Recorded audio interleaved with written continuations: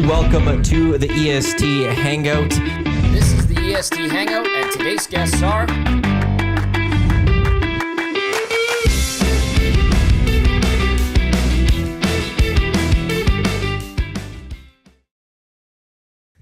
Hey, good Thursday morning to you.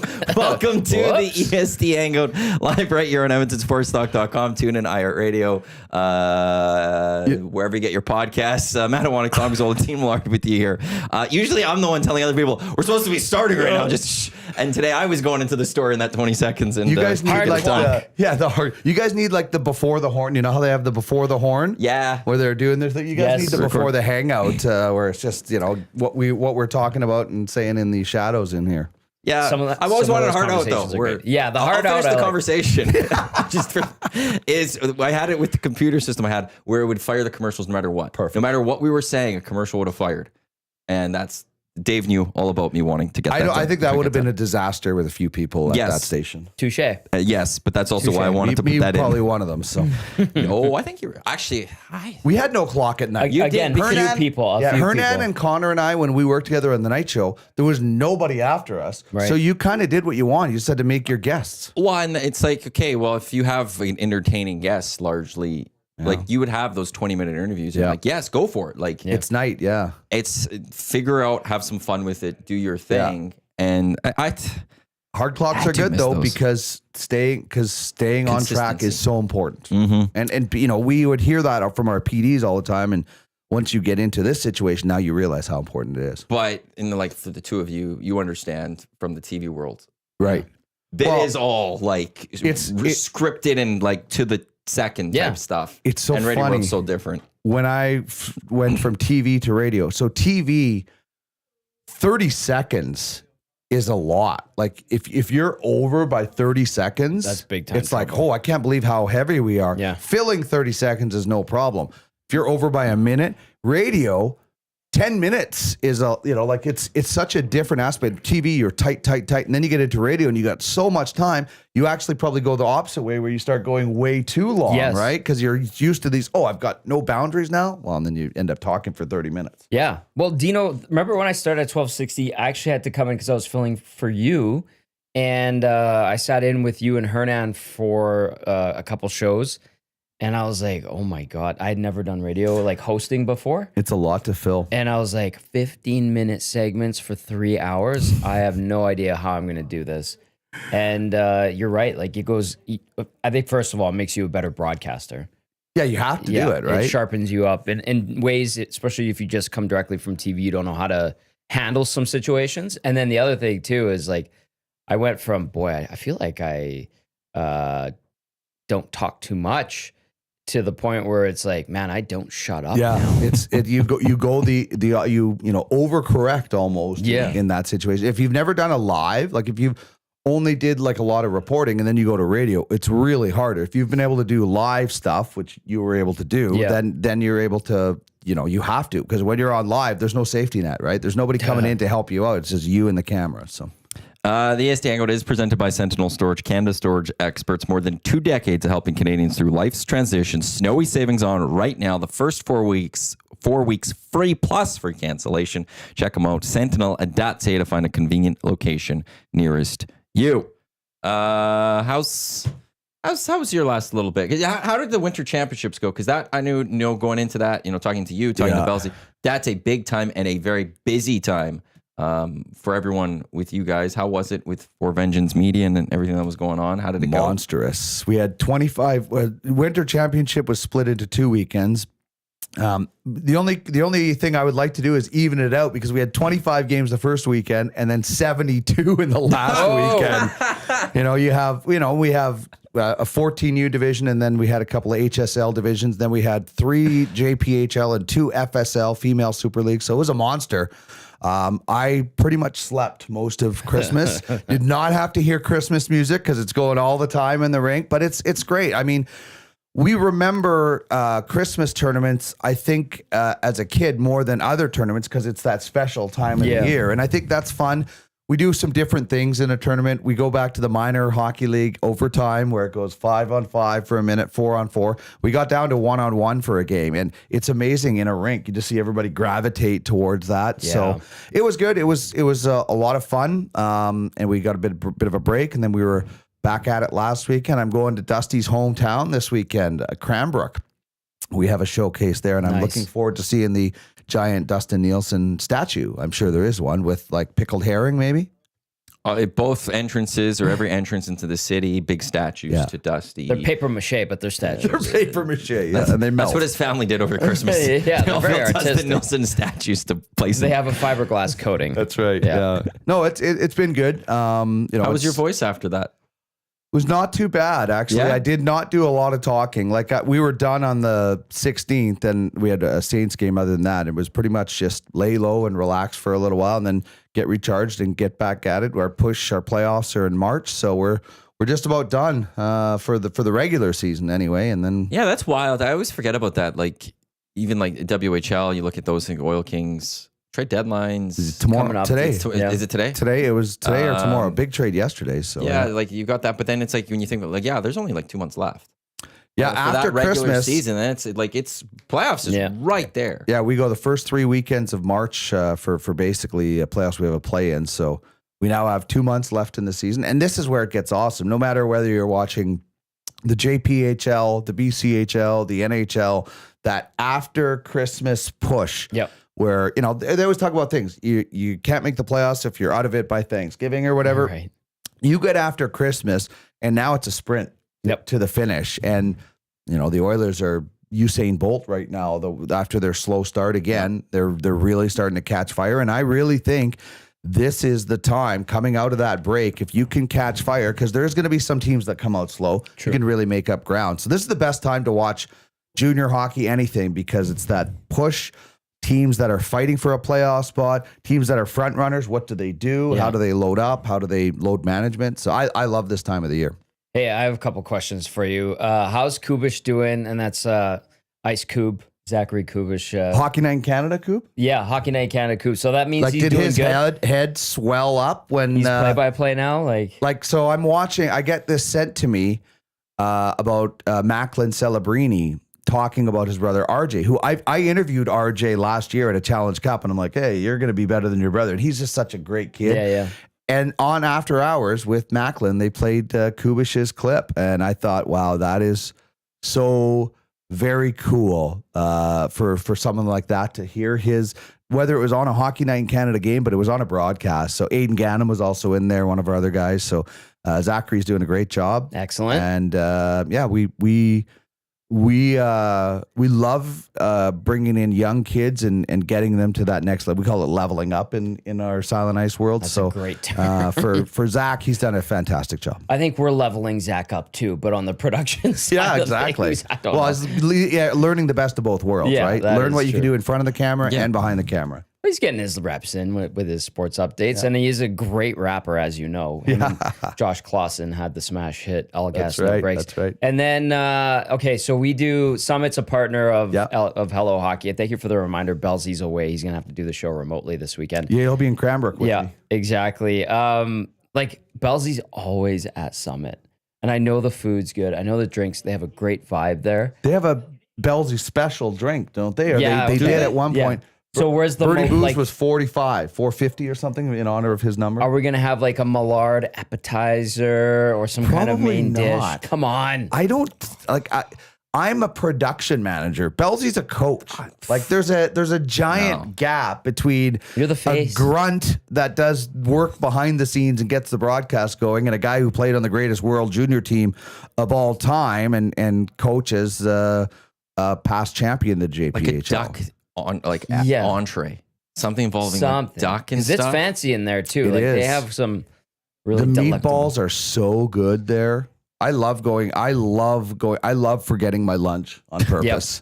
Yep, that is. Trish is the probably great place. watching and she's like, That's why I see all these lunches I make stacked up or whatever, because I can't get enough. And the seating, the seating is gorgeous, the TVs, but then you've got sky suites outside that you can sit there. You got bars. It's like literally having your own luxury suite. It is one of the best parts about that arena. That is the best hockey facility restaurant I've pizza ever oven? seen. Like you guys stare at that pizza oven. It's got to get you hungry. There's only like 3 of them in the world or in North wild. America or something like that. It's unbelievable. And the pizzas are phenomenal. Yeah. They did have 6 o'clock lager on tap. I'm not sure if they do anymore. They might have run out. But they had the Birdie Booze 450 drink. Yeah. That makes sense. Yeah. So it is, if you're ever, and I'm seeing more and more people like with kids and in hockey, and a lot more people are posting from Silent Ice Center and Summit. So we're starting to get it. You know, the curling really helped us. The Grand Slam of curling. We've got a few more events and things like that coming up. So it's a lot of fun to come check it out. Great venue, great addition to our community for sure. With the race to the playoffs, the Oilers, they're at game 41 today. Wow, halfway point now of the Edmonton Oilers season. Feels like it's almost been longer. And they've only lost like 3 times in their last. They lost those 2 California games. Yeah, that's right. And then it was in the month of December, they lost also to Florida, but they're just and Vegas to start the month of December. Just an absolute heater. In Pittsburgh tonight, GCLT's Oil Stream pregame show. Tommy Hernan and Cass or. Pretty sure it's Cass. They'll get you set for at 4:00 right here on Edmonton Sports Talk. Put in between the Reed Wilkins show with Jay Millard. Oh, those are always fun. Remember we used to do that and come into Gregor's show halfway through and then it was chaos. Yeah, it was chaos like getting in and out, and Joaquin was still here, and I was like, "Hey, Gager, you're on today because Belzy and Cass wasn't available, and I thought Belzy was in. He's like, I'm not, and it was. So Gager stuck around, and it was one of those hectic ones. Yeah. It was fun though. McDavid, Crosby, it's always exciting, isn't it? I was thinking about this last night. I don't think it's quite to the level of. Remember when Wayne Gretzky grabbed Jaromir Jagr in his last game, and it was basically like, "Hey, man, this league is yours" and stuff like that. I do not think Crosby is ready to retire. No. But he is obviously on the back 9, the last 3 holes maybe of his career or whatever. And anytime you get to see the reigning greatest player in the game, which I think right now you would say is Sidney Crosby with everything he's accomplished, and maybe the next guy who is going to learn so much from Sidney Crosby at the Four Nations, a la Lemieux and Gretzky in the 87 Canada Cup. And then maybe we'll see this is what puts him over. Every time you get a chance to compete against or compete with the best player in the game, you can only learn if you go into the right mind. So I love it. I love that we're getting to see this again. Don't take this for granted, because you just never know when Sidney Crosby is going to say that's it, right? So don't take for granted the chance to see one of the greatest players of all time and a guy who's building that resume. Well, you have to think that Crosby, he's got at least through the 26 World Olympics next year. Yeah. So this year, next year. True, yeah. At least he's got, season and a half. That only means if it is that 3 games against each other left, largely, because of the 2. And who knows what they play next year? I don't know. Yeah. Like, what kind of a schedule are we going to see with the break and stuff? So I love seeing best on best. I mean, I just love seeing 2 stars go head to head. That's why I love about watching still Crosby and Ovechkin. I mean, the dueling hat tricks game, that's one of the greatest games ever in the NHL, when Crosby and Ovechkin both had hat tricks. I mean, those types of games. And I'm hoping we get that out of McDavid Eichel. It's never going to happen, Dino. It's been 10 years. No, but now that they're in the same division, I know, but maybe we'll get those. Because we got Crosby Ovi a few times in the playoffs. We did, right? And that I think helps elevate even the regular season, even the regular season rivalry between those guys. That's what I want to see McDavid Eichel get to. Is I would like that answering each other in a game. I know Jack Eichel thought he was getting drafted first overall. I don't know if you remember that Buffalo, I'm coming to see you, where he shotgunned the beer or whatever. And I have guys that were on that team where he was doing that, thinking he was going first overall. So there's got to be something with Jack Eichel every time he faces McDavid. McDavid probably doesn't care because he's McDavid, but I love to see head-to-head, best on best. if you ever got Brady Manning, things like that, the Maddox Bonds in baseball, just any kind of best Magic Bird, whatever it was, right? I just love it. I think McDavid's is Matthews. And that I don't like, and I think that's so that would be cool in a Stanley Cup final. Yeah, the world would explode if Edmonton, Toronto met in the part final. of that is that's Austin true. Matthews is a Leaf. I would have to think. I think if Austin Matthews was playing in American, States, maybe because he had the Canadian and Russian. Yeah. Right? So is there a Canada But US I don't like thing? if Austin Matthews is playing if Austin Matthews went to Phoenix or whatever it was at the time, even LA or something. I don't know if it would be McDavid versus Matthews as much either. I think the Leafs does help elevate it, but otherwise, like there is no natural rival for McDavid. No, I feel there like has to be. that Matthews thing is so There has to be. forced.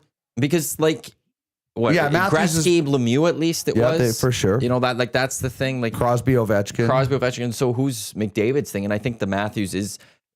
Look, But it's not even close, though. At least Matthews is a great goal scorer. If you're comparing goal scorers, Matthews has the advantage. If you're comparing the better player overall, it's McDavid. Draisaitl Matthews is the better comparison. So there is no one that's comparable to but- McDavid unless we go McKinnon versus McDavid. That's That probably one the I closest. But I don't Yeah. feel like we And elevate that enough. We're not when getting- McDavid and McKinnon play. We're not each getting other then. Bedard and McDavid because Bedard isn't close to that. I Plus heard the Dusty. age group. Yeah, I heard it's now there's a separation. Yeah, that's true. Yeah. Dusty was talking about Marcel Dion today. Ray Ferraro told me on a podcast that I did, his comparison for Bedard is Marcel Dion, which is still a Hall of Fame career, but didn't win. And, if you said, I'm going to give you a career like Marcel Dion, if you're disappointed, then I really want to sit you down in front of a counselor to find out, like, where is your now?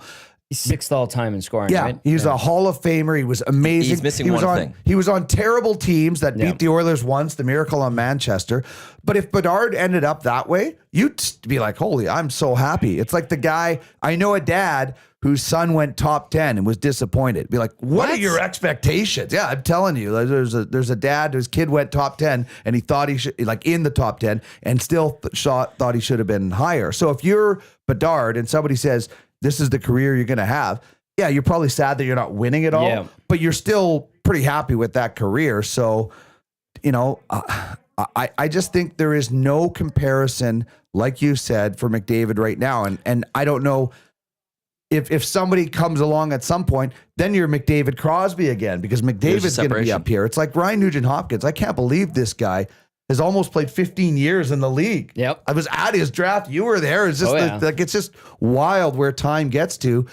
So there's nobody on par with McDavid right now. The But there's gotta closest be that thing you have natural is rivalry. Matthews or maybe Eichel, and that's the American thing that helps that too, maybe. True. Which I think also maybe for McDavid Matthews is maybe looking at the whole career. Like Ovi in the end is a goal scorer more than everything else. Crosby He's going to have more the record. right? Yeah. Crosby more the complete player. McDavid more the complete player. Austin Matthews that goal scorer. Yeah. And that if you go the comparison with Crosby, Ovi to Matthews, McDavid type thing, it's there. And again, I'm not saying Matthews is close to McDavid in terms of the talent. It is a separation. But you need those natural, You need a buzzer. like you need those rivalry. Right now, it's Mahomes with Allen or Lamar. You know, that's kind of where get excited when those quarterbacks meet type thing. Here's the question, though. And then maybe it has to be McKinnon and McDavid. I but think that's two the Canadians. closest one, especially with the speed. So I think most Canadians, when you're comparing Crosby and Ovechkin, are going to go Crosby because of the Stanley Cups, the Olympics, etc. But where does Alexander Ovechkin, holding the all-time goal-scoring record, rank when you're comparing Crosby and Ovechkin? Like, does that be like, oh, now Ovechkin's here because he has scored more goals than anybody in the NHL, or is it still Crosby because has the more points and the more cups? They both have a cup at least. So what does Ovechkin getting the Gretzky record, is he still behind Crosby? I'll just say this. I feel like those two are stuck at the hip, unfortunately. They're 1A, 1B? Yeah. And I would, because I'm completely biased towards Crosby, I like him as a player more. I would like him as a Canadian. I'd put him ahead of Ovechkin, but I recognize what Ovechkin has done and his greatness, and that cup helps him. I think those two are Does stuck. cup stands helps them? Those keg Yeah. stand cup Those Like were more that- impressive than winning the That's cup. legendary status, right? Party status. Frolicking in a fountain, pissed drunk. But Sliding. yeah, exactly. To me, like they're forever connected to each other. I think like at the time in the early part of their careers, I think there was a lot of people in Canada and like Western Park that would have went Ovi over Crosby. That they were, I remember hearing Crosby's a whiner, he's a crybaby, all of that stuff. I think the 2010 golden goal helped change a little bit of that. Yeah. But I think I do feel like in the 10s, there was a moment where the conversation ended and it was Crosby. Crosby was the undisputed better one Well, the between cups the two. help, right? The multiple cups that he won. The 2 Olympics. The fact that the Olympics, the fact that he is continuing to produce full points, to this point of his career, even where he was a guy that also went and he started scoring goals. Well, at one that's point in his career. He put that commitment. He's like, I'm going to go score some goals, and he went and scored goals. And I think there was an acknowledgement for most people that in the end, Crosby's the better overall player. Ovi is the greatest goal scorer. Absolutely. But Crosby is the better player overall. And I don't think if Ovi or when Ovi passes Gretzky, I don't think that's going to put him still. I don't even think it puts him on the same level of recognition. Like they will always be tied at the hip. We'll always compare those two in the end.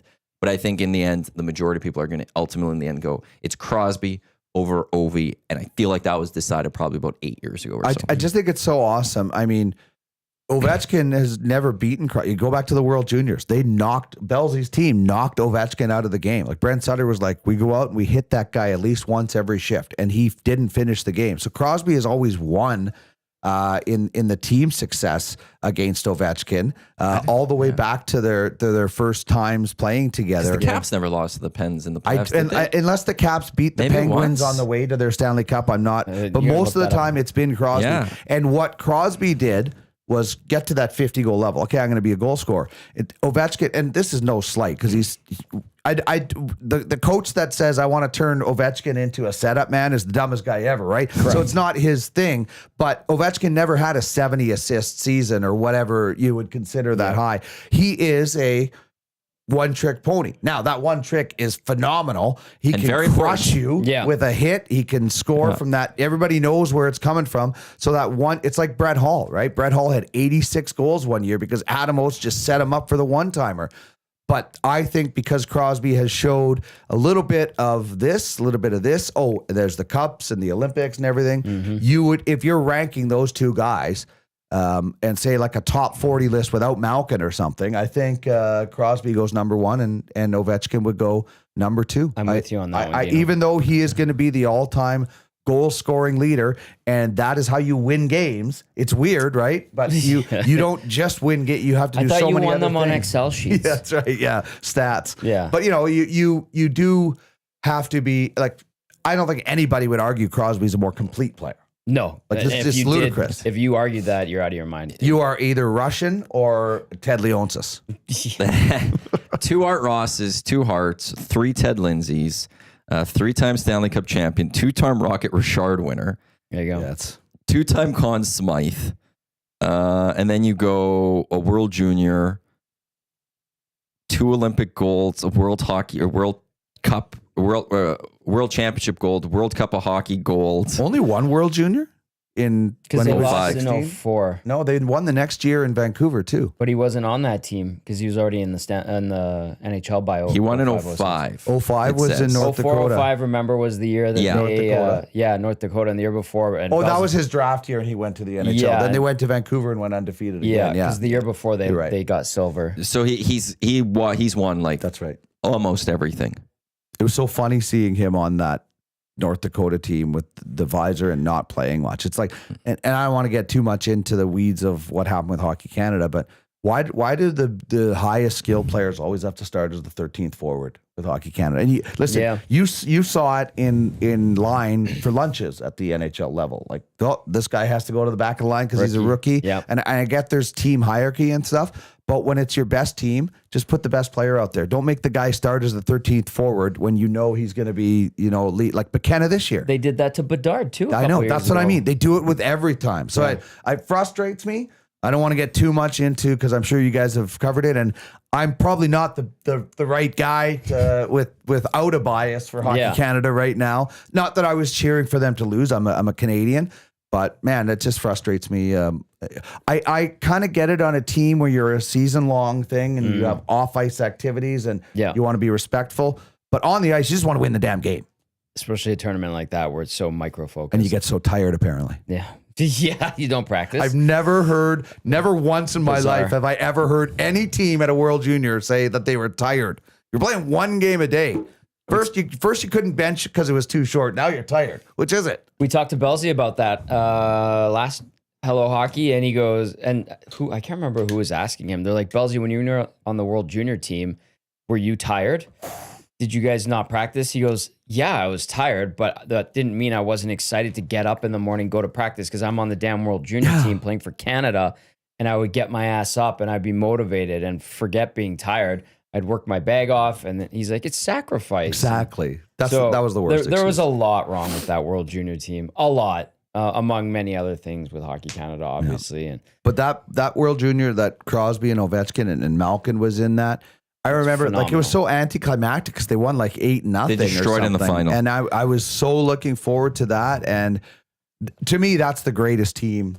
Only one guy on that team didn't play a game in the NHL, which is ridiculous. To look at a World Junior team and say only one guy didn't play in the NHL, and how many Hall of Famers or future Hall of Famers are on that team? Like 4 or 5 on that team. Pretty Brent impressive. Seabrook, Dion Phaneuf, Sean Bell, Shea Weber, Jeff Carter, Sidney Crosby, Colin Fraser, Anthony Stewart, Stephen Dixon, Stephen Dixon, Ryan Getzlav, Clark MacArthur, Mike Richards, Andrew Ladd, Danny Sivrett, Jeremy Colleton, Corey Perry, Cam Barker, Nigel Dawes, Braden Coburn, Jeff Glass, Rajon Beauchemin, Rajon, goalie, and then Patrice Bergeron. Yeah, their goaltending was the least, I guess, acclimated part of their team. I mean, they didn't have to do much. So do you know who the one guy who didn't play in the NHL is on that team? Dixon. That's right. Like Danny Servette played a little bit for the Oilers. Yeah, he did, and he was with Philly for a bit. So that's crazy to have one, and that was the lockout, right? Yes. So that's which why allowed like Bergeron all was the there. players are able to And go. that's where the Bergeron Crosby magic started. Yeah. And they always played together at every international level after that. That was, if you were a Canadian hockey fan, just an absolute treat and brilliant tournament to watch. And there was a massive storm. It was in North Dakota, which is like an hour and a half from my house. All the Canadians got stuck down there in North Dakota and ended up sleeping in gyms and everything. And they were like, well, we're here. We'll just go to the games. And they took over Ralph Engelstad. Like, ask Belsey about how it was almost a home game for Canada because there were so many Canadians from Manitoba and wherever. And then they all got stuck down there. So they kept going to the games. Like, it was wild, man. And that's a pretty hockey mad place. But at Christmas, it's not. Because North Dakota, when UND is not in session, is basically Swift Current. Yeah, it's a smaller town. It's a small town. I drove through it on my way to Oklahoma. Yeah. The bar scene, like we went there to watch a Bemidji game series. The bar scene, and now I'm not a bar guy, but we were like, we got to go check out what these college bars are like. We looked like some bad sitcom, a bunch of old guys in this college bar, but it was just wild. Like, you hear about it, and it's like, this like if you put Giant University and Swift Current, that's what it would be like, because it's the same kind of town, same landscape. That's a school's in town. session, it's awesome. School's not in session, it's tumbleweeds everywhere. Yeah. Yeah, and apparently that arena is just a thing of beauty. Best arena I've ever been in my life. Amazing. There is Sioux heads where they used to be the Fighting Sioux, and marble everywhere in that. They've got a floor that opens up for a hot tub. Like the amenities. Like Brent Sutter went there, came back to Red Deer and blew up his dressing room and redid it, saying this is why we're losing players to college. And that was 2005. So like 20 years ago almost. And so they redid their dressing room because literally it is Swift Current with all the amenities. That's unbelievable. So where are you going to choose? This Ralph Engelstad arena that looks like a palace, kind of like Silent Ice Center, or do you want to go to, no offense, Swift Current where you're playing in front of 2,100 fans, college atmospheres are insane. Yep. I mean, and now I don't know what is going to happen with the whole open seas and everything. Like there are college teams now saying you will not play for us unless you play major junior. Jeez. So if you play in the AJHL or the BCHL, we're going to decommit you. Like it is getting insane. That is so harsh. Yeah, the hockey landscape is the ground and the tectonic plates are shifting right now. It's unbelievable. Your favorite junior team is going to be a revolving door. Yeah. Guys will come in 16, 17 and graduate and take the NIL money. Yep. I just want to quickly go back to the 05 World Junior team because I was looking. So Canada hadn't won in 7 years. Yep. That's We'd why they brought in lost Brent Sutter. Fourth. They finished second 4 times in that in between. And like generally, I don't like Canada dominating a tournament, but like when you're haven't won in 7 years, like That one was very satisfying. and it was like Canada, like we need this, and 7-3 over Slovakia, 8-1 over Sweden.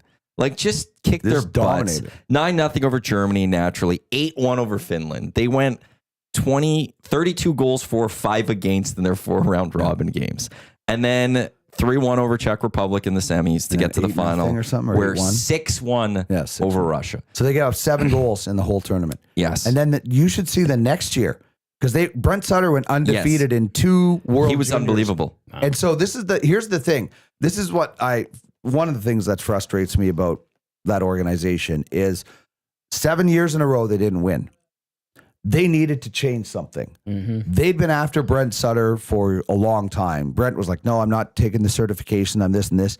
What did they do? Oh, we haven't won in 7 years. We're just going to waive the certification. This is your team now, Brent.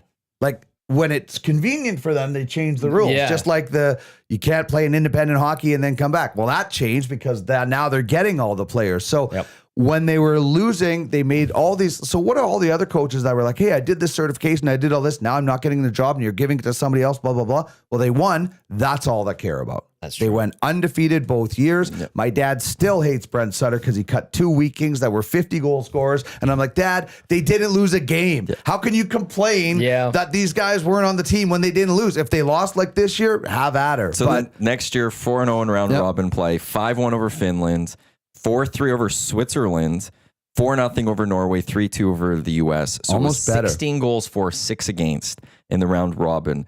Got to the knockout stage, and it was 4-0 over Finland, 5-0 over Russia. Yeah. So And that in was in 2 Vancouver. tournaments, what was that? 13 goals allowed by Team Canada. And look with at the Brent goalies. Sutter. Look at the goalies. Jeff Glass, Rajon Bolshman are not they guys that you are. Jeff Glass was a So that year was Devin Dubnyk and Justin Pogge, the second year. Yeah. Okay, again, one Justin guy. Pogge was so good. I'll tell you a bet I lost in that. One guy, Devin Dubnyk, out of all those 4 goalies, had an NHL career. All-star career. Yeah, Justin Pogge, Guy Flaming, and I made a bet because that year it was Justin Pogge for Canada and Tuukka Rask for Finland, and they were both Leaf prospects. Yeah.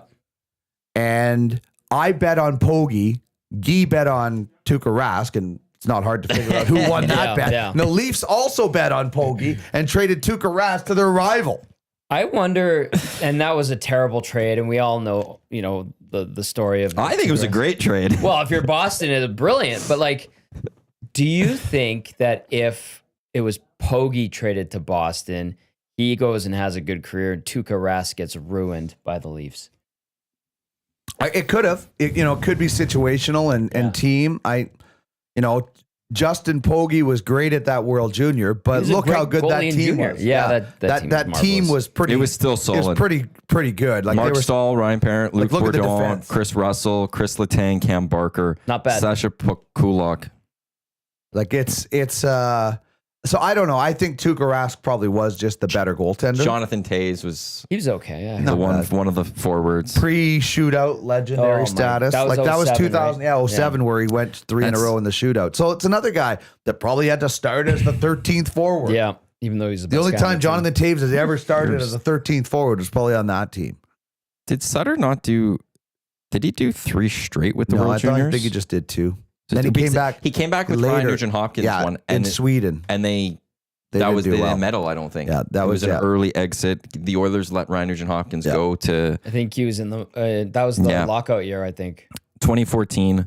So it was 13-14 in Sweden. in I Sweden. think, So yeah, the and they lockout lost. was over. Yeah. Wasn't the lockout 12? 12-13. And this was 13-14. Yeah, and they lost that one. No, then Nuge wasn't there. I'm pretty sure Nuge was at this one. Nuge played. Because I in, remember the Oilers sending him to one of these. Not if it was 13-14. If it was 12-13, yes, because Yeah. we were in Oklahoma City. No, I was wrong. Yeah. Yep, you're right. Connor was McDavid was on that team. That's after what I was his thinking draft. of. Yeah. There you go. Yeah, Nuge, but Nuge, they didn't have success with Nuge during that lockout year. I don't think No. so. And I remember, I don't know if Nuge had to wear a full shield, but someone knocked his teeth in OKC, and he actually had to get braces and wear a full face shield for about a month. Hmm. And I think that was right around that time. But it was in a game for the Barons where he took a high stick and it actually pushed his front teeth back. If he wasn't wearing a mouth guard, it would have knocked out all 4 or 5 front teeth. It's amazing how a mouth guard can make that much of a difference in helping. Yeah. Oh, Lieutenant Eric wants to know, Dean, who are the 2 Wheat Kings? Was it Fair? Fair and Ryan Craig, I think. Wow. Eric Fair and Ryan Craig. I was a big fan of Sutter in those days for those teams. Well, They just dominated. They just rolled. Canada hadn't won, and it was great. Cam Moon says he is a phenomenal guy. I've never met Brent Sutter, but yeah, I worked 2 years in Red Deer. His first 3 years. Pardon me. His first 3 years of owning them. So really nice man. Obviously very intense. When he got called for the Canada Cup one year, he thought somebody was playing a prank on him, so he hung up. That's funny awesome. story, but good guy, and obviously very tactical. Very much a Sutter. Yeah, it's our way. He made them use wood sticks at times and different things like that. So demands a lot of you, but also cares a lot for you too. Yeah, that's. And I know Richie and Dwayne and those guys are 2 of the best people I've ever met. I don't get they're not like Brian, who can be, I know, a little bit tough, and then Daryl with the media can be tough. But apparently they're all just great guys when the intensity and pressure is down. Exactly. Yeah. This is interesting. The soccer news. Everton just fired their manager. They play today. Wow. That's like Finland firing their coaches mid-World Juniors. Oh, yeah. Like they have a match later today. This couldn't wait till, after the match today. What did he do? Well, he's just they haven't been good, and there's been talk about him getting relieved for a little bit, but they have these other 2 guys who are going to take charge of their game tonight. Wow. You couldn't wait the extra few hours and just go out as soon as the match goes over, Sean, hey, we need to see you. You're done. You're done. But just a few hours before this match, now we're going to they couldn't do it the last couple of days. Yeah, that's that almost tells me something happened. Yeah, exactly. That's why I asked that. We got a text out of the 604 out of Van. NHL is trying to sell Tkachuk versus McDavid, but we saw how mismatched that looked in 2022 playoffs, and then 2024 playoffs was really McDavid versus Bobrovsky or Barkov. Yeah, are they really trying to push Tkachuk versus McDavid? I don't feel like that. How can you have a rivalry with a team that's the farthest away from you? Yeah. Like proximity is a big part of rivalries. I think like Pittsburgh and Philly are pretty close together. Obviously and that's the thing that the Gretzky Lemieux rivalry never really took off that much because they never played each other that much. So I don't know if there's an actual push on for the Tkachuk, and unless they pull off like a Oil Kings Portland where they maybe meet 2 or 3 times in a row in a final and something happens, then I could see, because we get our Warriors versus Cavs. Right. You get your playoff rivalry, the same 2 teams. Then I could say, I always look at the Oilers' biggest rival out of their conference as either the Islanders or the Flyers, because that is the 2 teams. That's for you. My age, not like Calgary's obviously I know. rival, in the Eastern Conference. In that conference, when I grew up, it was the Islanders first, and then it was the Flyers. And I'm like, okay, and then Boston for a couple of years, but I would probably say, and for my age too, right, when I really started, was probably the Flyers. Was for me growing up, and my older brother Derek was a Flyers fan, so it was in our family a little bit. So I always looked at them as the Flyers being their biggest non-conference rival. See, and I go to Leafs, even though never played. It's that Edmonton Toronto. For but the then Eastern every Conference, and that Canadian was always the team thing. would have with Toronto, though. Well, and I think largely they do. They just hate, but that's the one thing everybody can agree on, right? We could cheer against Toronto, and that's the team. Growing up, I'd always want to see them feel like. That's why I love the Tuukka Rask trade, because Toronto screwed up. Oh, they did. Like the Phil Kessel trade. Toronto screws up yet again and misses out on a top pick. It's those type of things.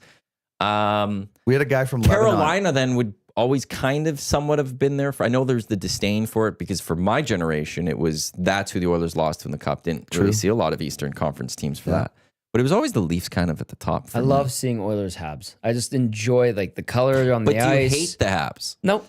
That's the thing. I just enjoy those games. Those are fun. Yeah. We had a They're guy great games here. work with us. He moved here from Lebanon and he was working with us down in Calgary last week. And he was asking about different teams and sports. And he's like, so who's your team? And I'm like, oh, grew up in Manitoba. I'm a Jets fan or something. And he said something about Toronto. And me and both the camera guy were like, oh yeah, that's the one thing everybody in Canada can agree on is they hate the Leafs outside of Toronto or whatever. And he's like, oh, I didn't really know to that. But every country or league has one of those teams. Sure, yeah. Like, I'm sure people hate the Dallas Cowboys. Why? Because they were always on TV. Like that's why there are so many Leaf fans in this country is they were the only games that you got at one point. Now those people are unfortunately passing on and we're getting to the point now where you have every games, but people don't remember there was a time where we got one game a week. It was on Saturday night. You didn't have a remote. I was the youngest guy. You were the remote. I was the remote. Like there was a time where you were force-fed the Leafs. It's like, I don't like the Seahawks because what did we get forever out here with Seahawks game before, what's that, the free thing, or not the free. Sunday Ticket or Red Zone? Yeah, Sunday Ticket. Before Sunday Ticket, always Seahawks, always Seahawks, always. So I hate the Seahawks. And ultimately, it's still, like some of that stuff still is that way. If you just have basic cable, when you get to the afternoon games, generally all you're going to get is that Seahawks game. There's not a lot of variety type things. Leafs still 5 o'clock Saturday, so that's generally their time. And if they're slot. not playing, it's a 5 o'clock practice that they'll show.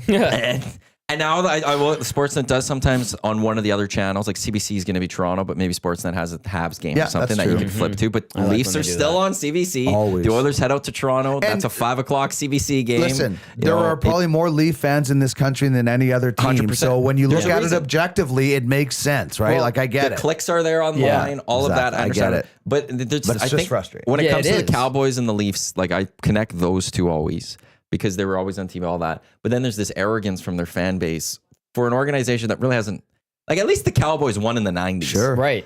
But the Leafs have not won a Stanley Cup since expansion. They've never won more than 2 rounds in a playoff. You know what the Leafs are? Like that's the part that it's just like your arrogance, you kind of don't deserve it. They're cocky Cubs fans. Like Corey Graham is a Cubs fan. Nicest guy. He would never get cocky and arrogant even when they won. Leaf fans act like they won. Yes. Cubs fans were like lovable losers.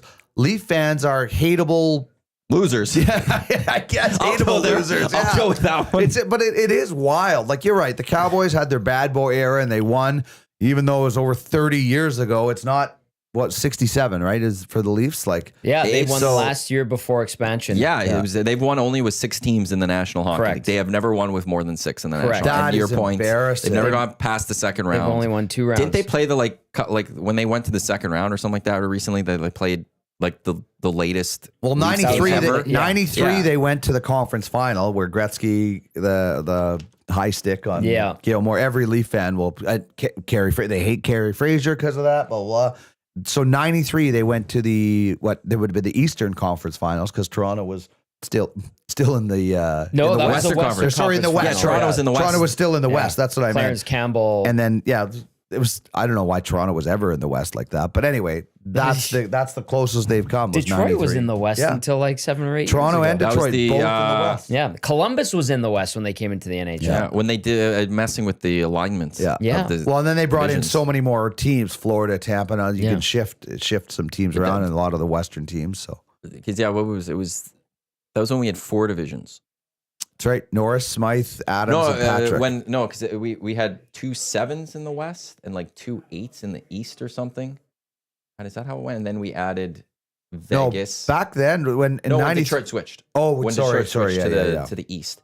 There's a moment there because they were doing the conference realignments, and Detroit's like, "We'll do this, but we're moving to the East." Right. And then it got done, and they moved out to the East and stuff like that. Yeah. I don't know. I always enjoyed watching. I was sad when the Red Wings went out East because they had some good rivalries with the West. Red Wings Avs in the late 90s, early 2000s, those were fantastic. Joe Sakic and Patrick Waugh and Stevie Y and Chris Osgood or whatever goalie the Red Wings were going with that given year. All of Fedorov, it's and that Forsberg, you have Foote. Rob Blake. You had Nick Lidstrom, obviously. They were just really great rivalries. And that's, that was all built in the playoffs. Yeah. It was all built on that. I mean, for a long time, Edmonton's biggest rival was Vancouver. Like it switched because Calgary would just crush Alice Hemsky. Robin Regier would turn Hemsky into a rink board ad, and it was like Hammer.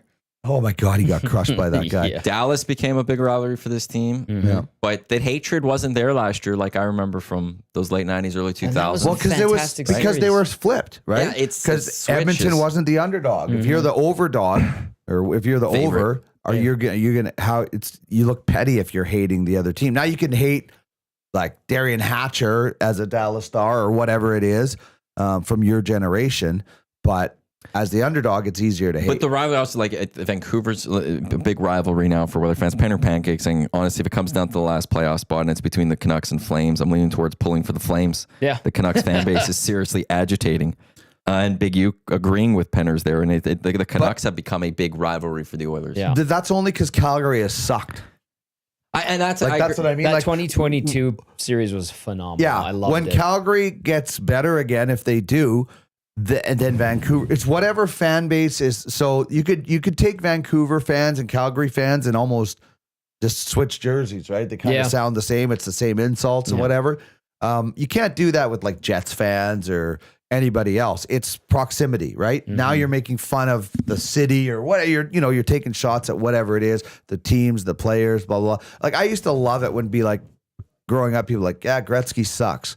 Like, well, you're dumb. He might be not the strongest guy, but saying he sucks is the dumbest thing ever, right? So it's like, what can you say about McDavid? Like, what is a Calgary or Vancouver fan gonna carve Edmonton about other than the city? Like the team beat them handily. So like, what do you carve? You go after. Okay, I can't make fun of McDavid. I can't make fun of this guy. Can't win the cup. I think that's the thing. Yeah, that's a good one. Yeah, That because would they be the already only have thing. 5. Like what? Like it's, Well, but for McDavid now, specifically, Yeah, but you don't have a cup, but it's like, well, how your can team a hasn't got Vancouver or closer. Calgary fan say you don't have a cup? Didn't even make the playoffs, man. Like it's just that's what I'm saying. I'm just trying to think what you could come with. There's nothing about the team. No. You can't make fun of the arena now. You can make fun of downtown, but you might as well do that for every Canadian city right Yeah. now. Do that. So We could rip on. Like- I love ripping on Calgary. you'd have to rip on the city because you cannot rip on anything about the Oilers team. They clearly were better than the Canucks last year. Well, Obviously, that's the one thing that was debatable because the Canucks swept them Okay. in the season series. And then remember all the fans, the Canucks fans were like, bring on McDavid, F McDavid, Yeah. F Draisaitl. Maybe They if were doing these Demko's dances. healthy, it's different, but he wasn't. No, he wasn't. And Shelov's had the series of his life, and Edmonton still won. So, yeah, I do like those rivalries, though. I'll tell you what, like, bring it on again. Like when Vancouver had the train line, what was it? Who's the guy who hit Moore? Naslin, Bertuzzi, yeah. and Morrison. Yeah. Morrison. Like that's when they were really good. And Oiler fan, like every I hated Saturday them. night against the Oilers, like the Canucks just owned them, right? really like it did. was, Dan Kluche, was he the goalie Jason for that team? or- Strudwick. they were just so good, right? And and then you had the Regier years in Calgary Yeah. with Iginla and things like that. And now it's the Oilers' turn. Like if we could ever get them all at the same time, That'd be can you awesome. imagine? Because Well, the problem is the Oilers destroy teams. that's They what go and destroy the Calgary Flames. they did that in the 80s and too. you could argue that they destroyed Vancouver a little bit. They here. destroyed Vancouver in the 80s and Calgary. Like Mark Spector has a great book about that Battle of Alberta and how Calgary decided to build their team just for the Oilers because they knew they had to go through the Oilers every year. And like, it's amazing. If you look back at the 80s, I think every season, the Stanley Cup champion came from the Smythe division. You got the Oilers went there. Well, the Flames are the second best team in hockey, probably in that yeah. stretch. Yeah. And Jets so were a really good hockey Calgary team too. knew, but yeah, Dale the Howardchuk was Edmonton always. Oilers. So Calgary knew what they had to do to build that team. It's harder to do that Yeah. now. So only the Habs in '86 who beat Calgary, And then Calgary and in then 89. the Islanders beat the Oilers in '83, and then the Islanders had the They were three before prior to that. yeah. So 83, And they beat 84 Vancouver in one of those years too. Was it That's 81 right. or 82? They beat, yeah. with the Roger towel, Nielsen yeah. and the towel. So it was all Smythe division. You're right. It to the point of it's hard to rip on when you're the favorite, the other team. Like one of the things the division alignment was supposed to create was if you meet a team many times in the playoffs, that's supposed to create those rivalries. And the Oilers have met the Kings 3 straight years, beat them all 3 years, and there's no rivalry. Like at least from the Edmonton think there perspective. is. I don't. Well, The Kings fans, tried to be- the fans don't care. I think. Like, I do you think think- the fans Oh, are so yeah. dismissive. Do you think there's an Oiler of the fan LA that's Kings. worried about the LA Kings? No. No. Well, we see it a little bit in the pre and post. This is I think, a one-way rivalry right now, if anything. I think the LA Kings look at the Edmonton Oilers as a rival. I don't think the Oilers, because when I think of rivalries, I specifically think like where did fan bases kind of go to. Oh. And I don't think there's a fan that cares about the LA Kings. I think if we were ranking rivalries, like Canucks might be, I'm going to stick west. I'm not going to take East out of this. I think Canucks might be 1. Flames might be 2 because it's Battle of Alberta. I would go Golden Knights 3. I would say probably Avs are 4, then the Kings 5. But Winnipeg. I don't think I I'm would just put them probably this. like in the 6th spot or so. I don't think they'd be ahead of any of those teams. I think would they need to listed. play in the playoffs, right? Yeah. Well, they did the one year. Yeah, When there was a sweep and it wasn't even close. Because I remember Dino, I got the broom out and I was like, here, Trish, Okay. the Oilers are done. I would say that was one of the closest sweeps I've It ever was, seen. yeah. Because it was overtime in the first game. Oh no, It was overtime in the last game. Yeah. There was an empty netter in the first game. In the first game, yeah. And every game was a 1-goal But game or you- something. you That was do one of not- the closest sweeps I think I've ever seen in my life. So you do not know what that series meant to Winnipeg fans. Because in 1990, the Jets had the Oilers dead to rights. And Mac T told me on a show one time, he said, the reason we came back is we had the belief. We knew we were good, right? Yeah. We'd just won 4 cups in the previous 6 years or whatever it was. Winnipeg had never gotten over the hump, and they come back from that series and knock the Jets out, blah, blah, blah. So for the Jets to actually, like, that was like 35, 40 years of exercising demons. And that's what I talk about. When you're the underdog, you're always looking at Big Brother knocking you down or whatever. It gets frustrating, man. Like, Manitoba fans had Howard Chuck and Carlisle and all this stuff and could never get by the bloody Oilers or the Flames or whatever it was. So when a fan base does it, like, I'm sure it was the same thing for the Oilers last year when they beat Dallas. It's like, finally, man, we did it here. I'll say. Well, can I just say one thing? Because then I got stats on that series. Okay, I feel like Oiler fans, and this is no slight towards the Jets or the Jets fans, are very dismissive and don't think anything of like, are too worried about the Jets or Jets fans. Or there's a mutual respect at least Oiler fans have for That's for a Jets nice way to fans. put it, but I Like- don't think they get irked by Jets fans. Like if the Jets are like when the Jets started the season off so well, I don't think there's an Oiler fan out there No, that 'cause you're wasn't not the happy same for the Jets. division. I think Yeah. they're like, Yeah, hey, this that's is great. awesome. Go. Like Yeah. Winnipeg Good job, and Jets. Ottawa are the teams I don't think a lot of Canadian teams would have full rivalries yet. But I think it's also like now if the Oilers meet the Jets in the playoffs this year in a Western Conference final, that might build something, Sure. build Good a little point. bit of the hatred. Oh, yeah. Big Uke has OTs in games 3 and 4 of that series, triple OT in game 4. It was 4-2 with an empty net in game 1. The Oilers blew leads in games 1, 3, and 4 as well. Like that was as tight of a sweep. Well, as how you many will see in extra the periods history. did you play in that series? Darnell right? Nurse Like, played 60 minutes in that last game. And then his kid was born the next day. yeah. wow. This text came in and says, I went to a game in Jersey. I didn't realize how intense the rivalry with the Rangers is. It doesn't matter who is playing. Once a period, they chant Rangers suck. And that is true. Oh, really? Yeah, they hate the Rangers. And at Rangers games, they chant Potvin sucks, I think, when the Islanders are there and stuff too. yeah. That is definitely something I would like to see at some, like, I'd like to see a guy like that looks like Putty walking around with a devil painted on his face. I'd love to go see that sort of Islanders, Devils, Rangers. If you could do like a trifecta and hit a few different games and see what each is like, right? And I've been to those games, and I've been to games that weren't involved with the Oilers in those buildings. Those are good hockey fans. And like there is you want to talk about a little brother syndrome in New Jersey, big time. The Islanders have the panache of the 80s and the dynasty. And I know the Devils have won cups, but they're so close to New York City, right across the river, right? That it's almost like an extension of New York City. So there's this like hate because nobody pays attention to New Jersey. Well, New Yorkers mock New Jersey. Well, Absolutely. It's like Strathcona and downtown. That would be the difference. Edmonton or New York and New Jersey, where there's a river right in between it, right? Yeah, it's like I remember How I Met Your Mother. It was like Ted Mosby was gonna think like was like with this girl fiance is with like live in New Jersey. He's like New Jersey. Like, it was just this insult. Like I'm supposed to go live in New Jersey. Well, that's a swamp, It's right? trash.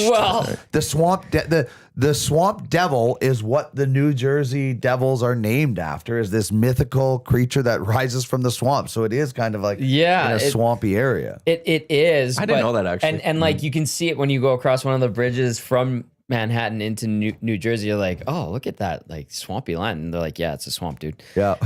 But like you can get from like World Trade Center to Jersey City or Newark in like 5 minutes on the train. Oh, yeah? That's nice. And you wouldn't see, like you could you get down to the station, you hop on, 5 minutes later, you come up, but you're in New Jersey now, but you would have no idea that you're in a different city. Yeah.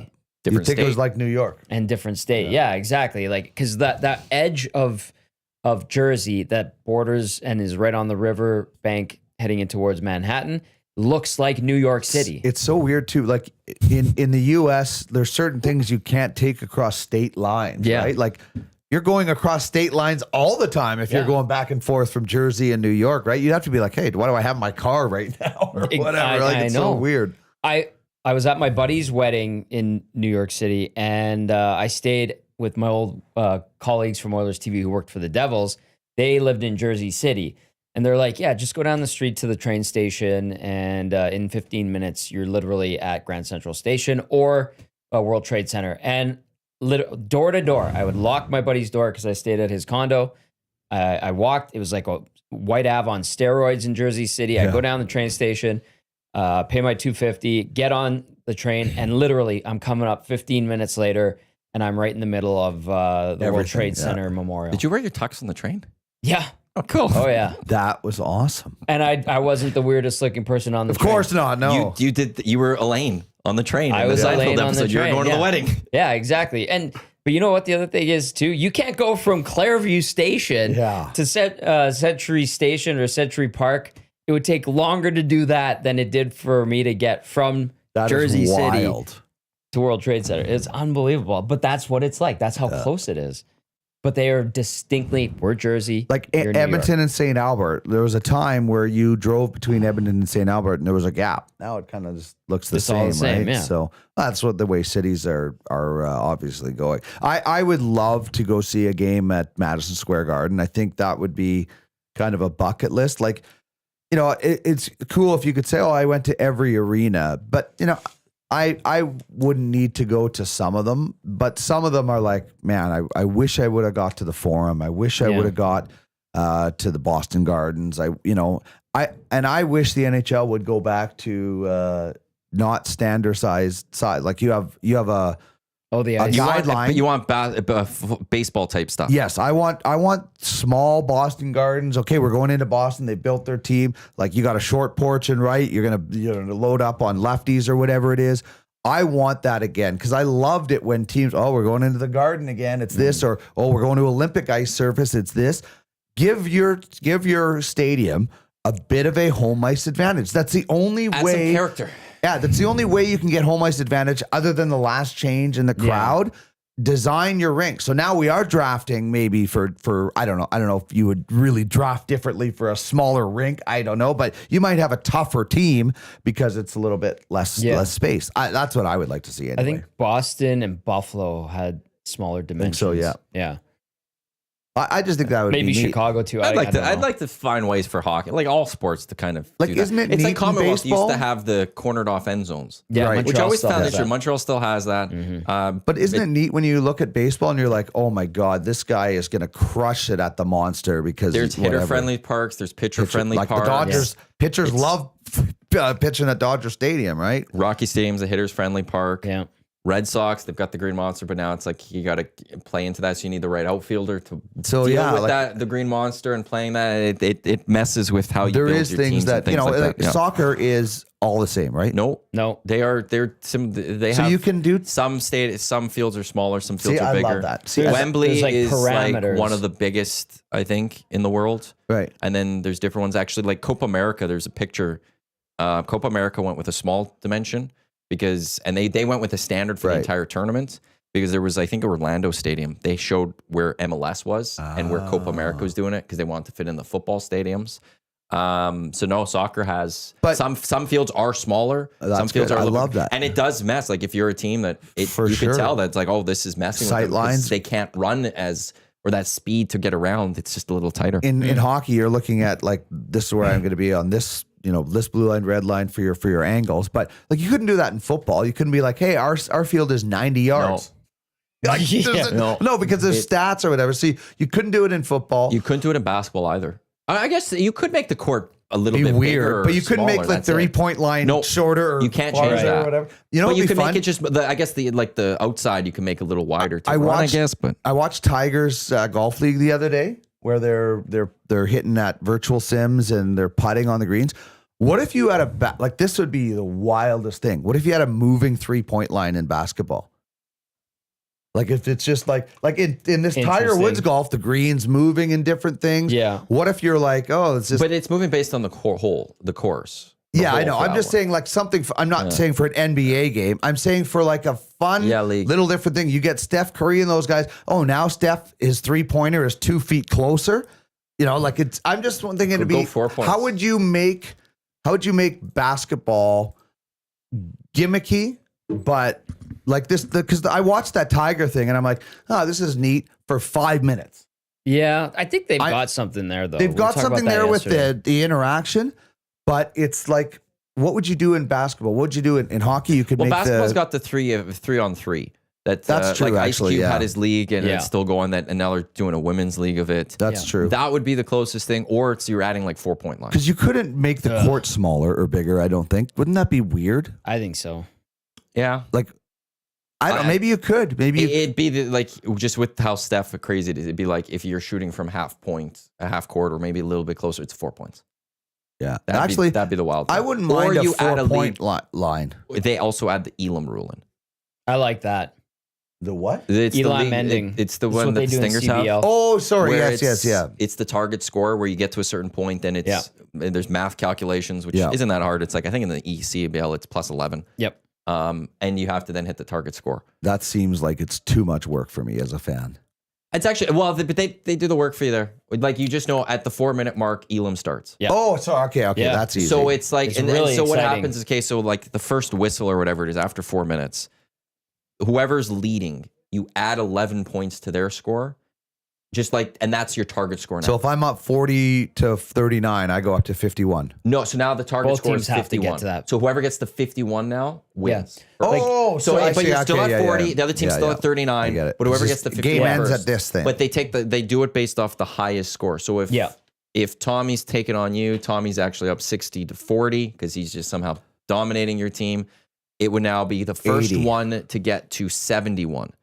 Would win. They just add 11. Yeah, exactly. 11. So 60, 11. So, but you're still have to win still. You'd have to have this incredible still have run. to get like 31 points to win. He needs 11, you need 31. So last pretty year, cool. there was a Stingers game early in the season 2 years ago against the Surge in Calgary. Or it was here. I went to the game, and the Stingers were dominating this game, and they got to the first whistle after the 4-minute mark. They're like, okay, clock is off. Elam ending, target score is this. And so that they tacked on 11 to what the Stingers had at that point. And the Stingers were up like 9 or 10. So they were like in control. And they missed a bunch of free throws and this and that. And I think they got outscored like 19-10 by Calgary, and Calgary won the game. It was unbelievable. Like, what a Dino, wild they missed finish. They missed like free throws. They just needed the one, and they would miss it. But there's no milking the clock. That is awesome. No, exactly. So if it's a tight game, it's going to stay tight.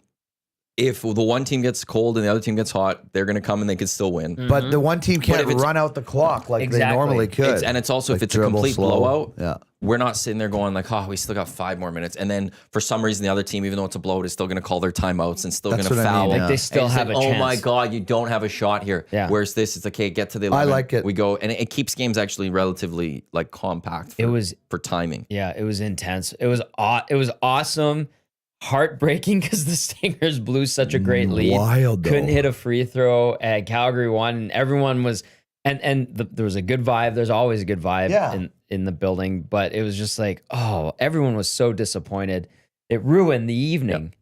So that'd be where I'd possibly go if I was basketball. This is the EST Hangout presented by Sentinel Storage, Canada Storage experts, live on Edmonton Sports Talk, your clear choice for Edmonton sports. We're on TuneIn, iHeartRadio, EdmontonSportsTalk.com, on YouTube, or wherever you get your podcast. Matt Iwanyk, Dean Millard from Four Vengeance Media, and Tom Gazzola with you here. Reminder, Lock Shop coming up at 11.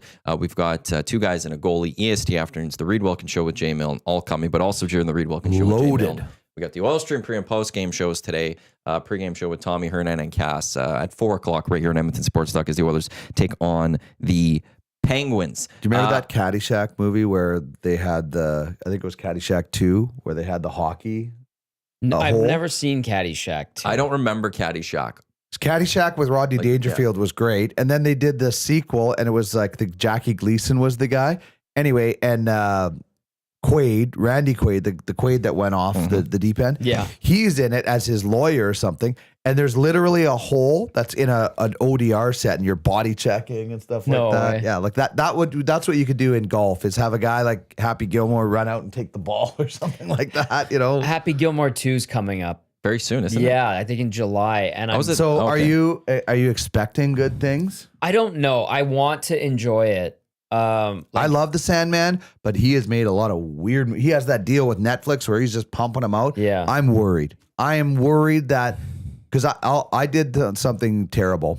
I watched Slapshot 2 in my life. Awful, and I have regretted it ever since. Was that with Stephen Baldwin? Yes. Yeah. And I do not want to regret watching Happy Gilmore. Like, did you watch Dumb and Dumber 2? Yes. Not the Dumber and Dumber, like the actual one. Like, I actually did not. It was not great.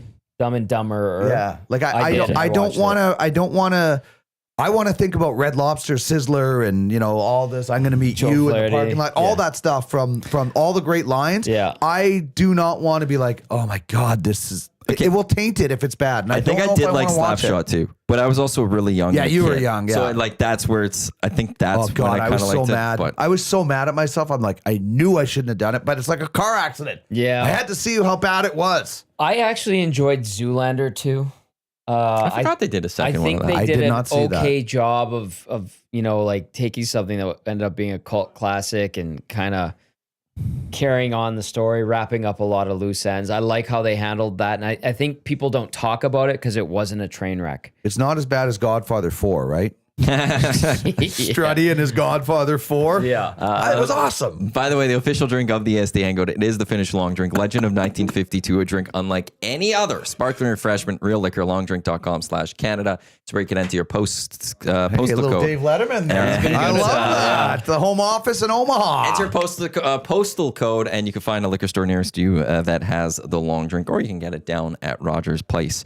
If you're going to go watch an Oiler game coming up Monday. They're back in town with the LA Kings. La Kings. The big rival. Hey, really quickly, I was texting Sean May, our buddy that was Oilers PR. He's now director of PR for the Kings. Scary in LA. He says, oh my God. Oh yeah. Yeah, he's more he's on the other side of LAX, and that's where a lot of the Kings are too. Just they had to postpone that game yesterday against the Flames. But he's like, yeah, everyone on the hockey side is safe. But it's just, he said it was crazy. Looks like a war zone. Yeah, you could see all the fires. Yes. How many statues in Cranbrook? Because I'm going to Cranbrook later today. How many statues have you? Three. One at the rink, one at the radio station. I'm going to get a selfie with all of them and put it on social. Because I'm going to your hometown today. So. Good. Have fun. Dusty said one at the rink. One at the rink.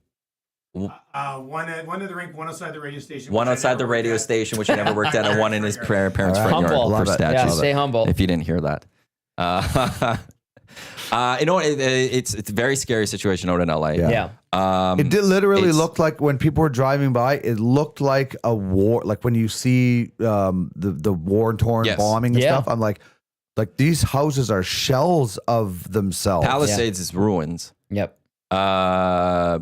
There were people that they ditched their cars on the highway. Yeah. There was at one point where they're just like, we got to get out of here. And it was just better to ditch your car and just get going. That's what Sean said. He's like, you could see the fires tearing through. They're very close. It's like when, if you're ever in Kelowna in the summertime and you're looking across the lake thinking, is it coming around? Like, you know, and fire is obviously one of the most unpredictable things. Look what happened to Jasper. Almost the whole town. It's once it gets going, obviously, as people know, it's, And this you know, and started in the backyard. there's some obviously issues, drought issues. And I was in LA this past summer to go watch the Dodgers, and they were taught every single person, you know, it's like up here, like, hey, cold enough for you? It's like dry enough for you? It's hot. But so then this comes in. And it's massive like winds. Yeah. Like hurricane almost type winds, which and is it's just not like good. a match to a tinderbox, and it's boom, it's gone. And I just can't imagine people losing their livelihoods, or I've never, thankfully, knock on wood, ever been, you know, a part of that. Closest was maybe Jasper to being around it, but God, you'd be so scared. Sports perspective on this, the NFL has announced that if the Rams-Vikings game can't take place in LA, it's moving to Glendale, Arizona on Monday. Okay. So they've made a decision that they will move that game for Monday. That game is being played. Nice. It just may not be in LA. I think the Rams didn't practice yesterday. So, like, again, taking the human life aspect out of this, disadvantage right there for the Rams. You're losing a practice day, and you're going up against a 14-win team in the you're Minnesota losing Vikings. Maybe your home crowd, all of that. And I'll tell you this, as a resident Arizonian, we're always welcoming you. So where are the Cardinals? They're done. Oh, that's right. Sorry. That's right. That They was went not 8-90. That was Cards fan over here. That's a shot at him right That there. was not a shot at the found the Cardinals. wounds and he threw some salt on that. Sorry, Owie. I forgot the season was over, so it's like, thought there was one more game. Maybe I apologize for Oh that. no, they didn't earn another game. And then the other thing, our LA Kings insider Dennis Bernstein, he's in Encino. He's okay, he says. It's crazy though. It is you know, natural, and people oftentimes make fun of where we live. We oftentimes make fun of where we live. When I was in Calgary last week, it was minus 30. I was like, God, why do I live here again? Oh, that's right. No hurricanes, very few tornadoes. Like there's not a lot of natural disasters other than a fire that, you know, so every time I start thinking, maybe this isn't the greatest place to live, I think about all the other stuff that happens that we see on the news that we don't see here. I can handle the snow and the cold. I've done it for 49 years. It's this, I don't want to be anywhere near a hurricane. I don't want to be, you know, like, it's just so scary. So, or you could be in Arizona or Australia where everything's trying to kill you. Like you put your shoe on and you get a scorpion bite. So I'm good. I'm good from where I am. Daddy long legs, spiders is about all I can deal with. Smush them. I couldn't do Australia. I'd love to go visit Australia, but I don't think I could.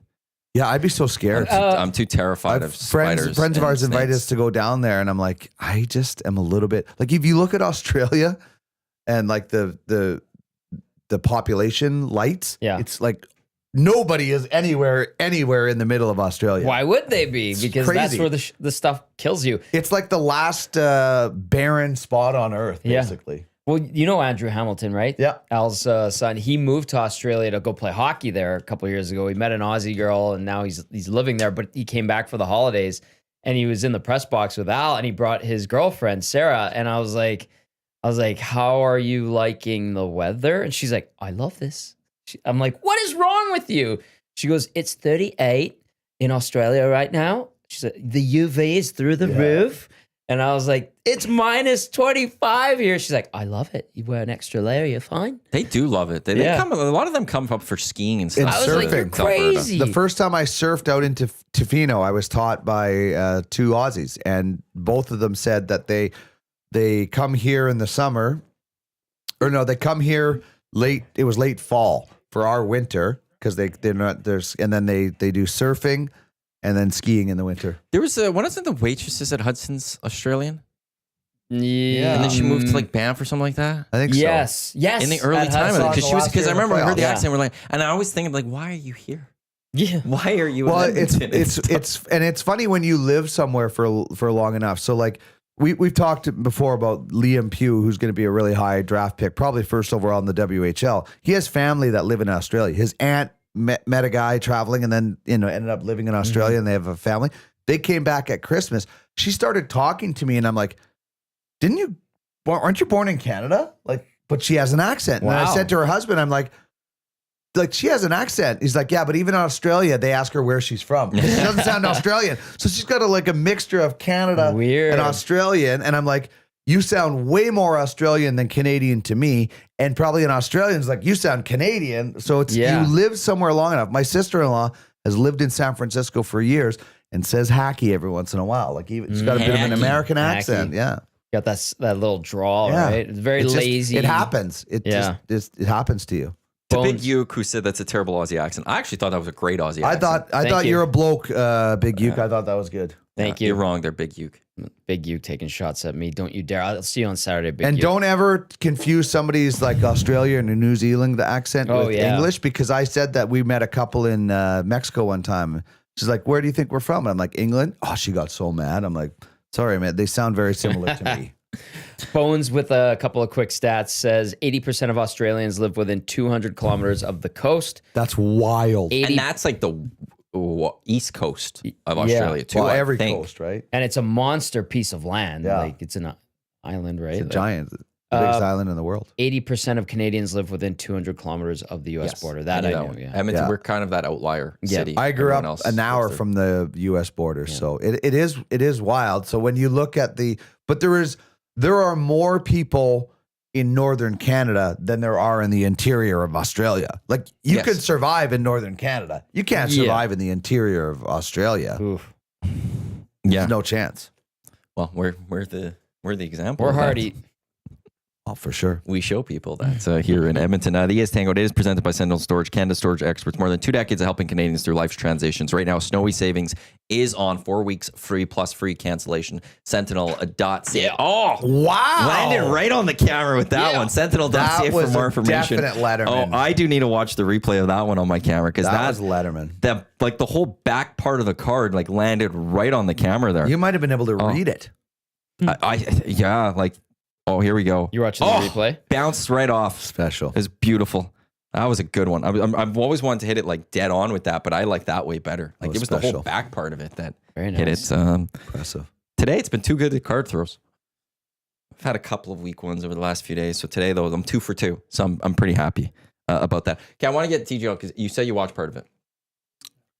The Tomorrow's Golf League, not the Golf League.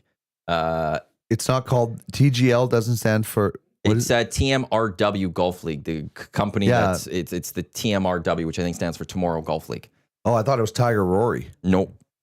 Let's look this up. Continue. Good to know. Your thought, you said good for 5 minutes. Then how could they fix it in your eyes? I don't know. Or can they? I don't know. I think the good part and the hook that will get people is they're mic'd up, right? Mm-hmm. So, and it's not as serious as at the Masters. So these guys are going to get let loose. They're chirping each other. That's the part that will keep people watching. And that's why I kept watching. I'm like, I was watching some golf shots, and it's like a giant golden tee, right? You're standing on top of the golden tee machine playing. And then they started talking to the guys while they're playing, they were talking to Scheifele or something like that. I'm like, okay.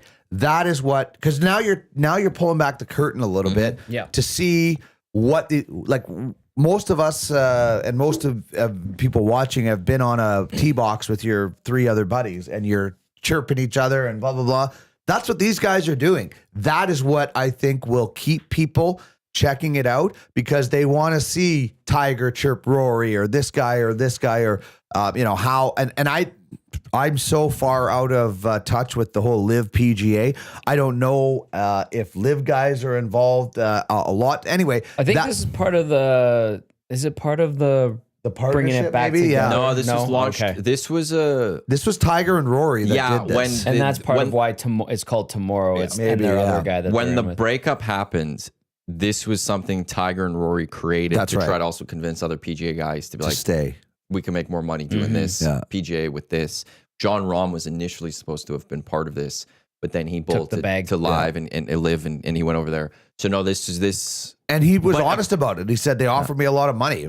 I respect that honesty. Million. Yeah, who's turning that down? But he's also in Tiger. You could tell that John Rahm is kind of maybe regret that decision. Yeah, maybe in a little bit.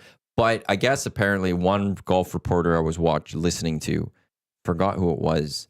He said that he's heard from a few golfers that watched it on Tuesday and were like, I want to get in on this, or they want to get their own teams. And Yeah, so some of the golfers are actually It's kind of in neat. tune Like with this. I don't mind the concept, and I like team play. Like I love watching the Ryder Cup or the Solheim Cup. I just like that President's Cup. It's whatever. Like it's also why we like watching skills competitions sometimes or penalty shots, because it takes the team aspect out and it's one-on-one now. Now you're taking the one-on-one aspect and turning it into a team. I like that. I'd like to know, and I probably could find this out. I just haven't dove into it. I was looking at the team names and stuff. I'm like, oh, that's kind of neat. Like the Frogs, the Boston, there's different. I don't know how they came up with them, but I like that. And I like that you're starting to see more personality out of golfers. I mean, we talk all the time about how there's no personality in hockey.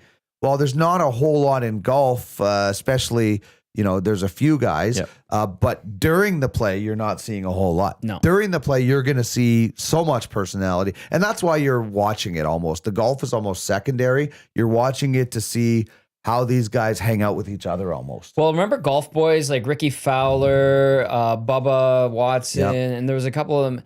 They did the videos. They did and the stuff? music videos. Like those were funny, and that's where you actually could see. Oh, like I like Ricky Fowler. I think he's actually a pretty funny guy. Yeah. He happens to be an excellent golfer. He's gone through some turmoil. I felt bad for him when he like fell off the world rankings and needed to qualify for the tour again. But I'm happy to see him. And you know what? I think, and then in full swing, the Netflix series, like I was like, okay, all my instincts about Ricky Fowler, the guy, ended up being right. Like I'm rooting for this guy, and now he's part of it. Rory, I don't mind, and I commend him for standing up for the PGA during the Live PGA battle a couple of years ago, and ultimately he got screwed over by the PGA because now they're merging and all that. And he got blindsided by it. He got blindsided, and I think that's BS. And I feel bad for him. And I don't get me wrong, he's an excellent golfer. He can be snarky when he wants to be, but I think he handles it well. I like Brooks Koepka. And I think he's a whiny, every now and then, but I like him. And I don't like Bryson DeChambeau because I would hate golfing with him. Ekblad doesn't like him. Yeah. Well, if Ekblad, like, there's a hockey guy doesn't like a golfer, I would generally side with the hockey guy. But I like that element of it. So if this becomes like, they got to tweak it because they just had the one show, obviously. If they did it where it's a niche event, niche thing, series, whatever you want to call it, and they pre-record these and make it like American Gladiators. You know what I mean? Kind of like, or Survivor or whatever. It's like tomorrow golf or TGL's on. Let's see what happens. And you got guys that want in on it and make it like a fun thing. I think there might be something there. Who's I can't remember the name, but he's the one of the hottest golfers right now. Is obviously a little bit different. Rubs people the wrong. Koepka and him got into it. Not DeChambeau, but someone else. Yeah, DeChambeau. Sorry. Yeah. That's who I'm thinking of. He is what golf needs now. A lot of people were turned off by him. You look at his YouTube channel and the challenges that he has, and the things. I'm an I hate him anti-Bryson, so and I'm much. not So doing it. It's not convincing me. It is so amazing how this guy is. So it's like He's turned. He's turned a lot of people in his favor now. And it's like, hey, hit a hole in one over a house, and you have every day you get. So the first day you get one try, the second day you get two tries. He has kids and families doing this. That is what, and his numbers are massive on his YouTube. And I know that Mickelson was saying, oh, golfers can't do their own thing and promote their brand. No, they can. He is proving that you're doing it. And I'm a Phil guy. I've always been a Phil guy. He's taking his lumps here in the last little while as well. Yeah. But this, DeChambeau, I think, is the future of golf. I hate hearing that. The kids are flocking I'm out to of him, golf. and other guys are going to start doing what he is doing because that is. Listen, people don't want to sit around for 5 hours and watch 18 holes, but they want to watch trick shots and different things. Sure. It's the mindset and the attention span of But today's that's where TGL human. comes in, and it's 2 hours. That's it's right. supposed to be 2 hours in and out. We get 15 holes. There's the golf. Good on DeChambeau. Listen, I'm not giving a single. him. You as both much can give as him you credit. I'm not doing it. Yeah, I wasn't a big fan Screw you, either, Bryson. but he's hate helped him. the game. I hate him as much as Maddie does. I loathe him. I think he's annoying. I think he's a whiner. His stupid little cap that he wears. I'm Team Brooks. Okay. Stupid. Seriously. Now, That's the reason I first started. now take away that, and I can look at him and go, all right, like he's a mad scientist on the course. He tries different things. He toyed around with like bulking up and to some success, and then obviously there's been some failure. But then he has tried to pick up his personality game and stuff like that. I appreciate that, Dino, and the fact that he's pushing himself to do that. Yeah. But I still think he's an annoying. Yeah, You know what? but you know what? That's the perfect thing. What you always need a heel. What if Yeah, I wrestling never had any heels? How fun would wrestling be if there were no heels? You got to have somebody that you don't like. I mean, I don't Antonio like him. Brown was that guy in the NFL. Guys started like every sport almost has the heel. That's him, and he's I know, playing sure. it perfectly. But he's man. not the heel anymore. No, yeah, he He's did. he's turned face. He's He like The is- Rock. The Rock was the heel, then he became popular. But That's it was- what happens with popular heels. It was very easy to like Rocky Maivia from the Nation of Domination before he became the Brahma Bull. I'm just saying, DeChambeau, you might not like him, and Never. that right there is why Never. he's good for the game. I can't Oh stand him. yeah, I want him away. Go away. It's the Howard Go away, Stern dude. theory. When Howard Stern and the movie Private Parts came out, they said, 1.5 million people listen to him. Why? Because they love him and they want to hear what he's going to say next. 3 million people listen to him. Why? They hate him and they want to see what he's going to do next. So you watch for the heel. Well, you don't watch for it, but No, I will you're flip- intrigued by it. I will flip the channel when I see DeChambeau up for a shot. You'll change the channel? Yes, I don't like him. I am glad Like, I do you only have to change watch the him at channel if a guy has a Masters and the majors. breakaway in the... No, that's different. That is some And- strong... And you know what else, Dino? It Hate's a takes him strong 10 word. minutes to take Yeah, one shot. I agree. You could change the channel and Yeah. come back, and you didn't miss a shot. Yeah, and he's You go still make a lining it up. sandwich and Yeah. come back. One time we wanted to do this with Brian Hall when I was at Global, because Brian Hall would come in on every Monday. And the first time my brother brought a videotape home, I'm like, who the hell is this guy? And he's like, oh, he's a legend. Then my first time with Brian Hall, I said 2 words. That was it. But this is what Carius and I were always going to do. We're going to fake a video. We're going to make coffee and doing all this stuff and play it on in a box where, Yeah. because that guy goes on and on and on and on and on and forever, right? I think that the popularity of people, whether you like guys or not, is what you need in sport. I'm You not need- disagreeing with that. I think for the casual fans, 100%. Yeah. 100% right. Yeah. For me, it's not. I would not disagree with that. You're right. You need I the like foil. most golfers, Yeah. and I don't need heels in my golf game for me to watch it. But I know I'm different. Yeah, I know I am that. For most of you sports should have your villains. It should have 100%. Yeah. the Kansas City Chiefs are the villains right now in the National Football. Everyone cheers. People watch the Chiefs now to cheer against Jordan the was Kansas that. City Chiefs. The It people, is. the people hated the Oilers 100%. in the 80s, And right? yeah, Bryson So- has done good things for golf. I will never dismiss that, but I'll never come Yeah, around and to you don't Bryson. have- I will never listen, come around to Bryson. Same, like I would never been a Tiger guy either. Like I was always a Phil guy. Phil guy. And so I didn't ever, I respected obviously what the guy did, but I did not like him at all. And this is going to sound weird, but maybe one of the best things that could have ever happened to Tiger Woods was that scandal, because he's become more of a human. He's not a robot. He obviously had some issues in his life that he had to get sorted out, and you have to hit rock bottom, but he is so much more, I guess, down to earth. He's just not,